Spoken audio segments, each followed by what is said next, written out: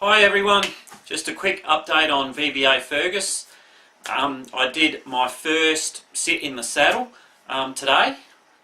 It's taken me a little while. I knew that he was going to have a bit of trouble with the carrying of the weight because his hind feet are just not sitting underneath him. So we've been really working on rewiring his flight and fight to focus and try, and you'll see he's really confident with the things that we're doing, and you'll see him go into his walk and his trot, and his head and neck's nice and neutral and his hindquarters is engaging.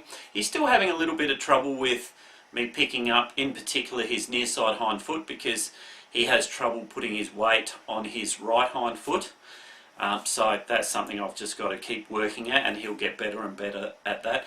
But my goal is for Fergus, to be able to do all the things that he needs to do from a ridden horse aspect without any fear associated with those things. So I don't want him to have fear associated with me being near his girth, or doing his girth up, or putting the saddle on, or picking his feet up, or putting the bridle on. Any of those things, I don't want him to be fearful of them, and I don't want him to just put up with them because he has no choice.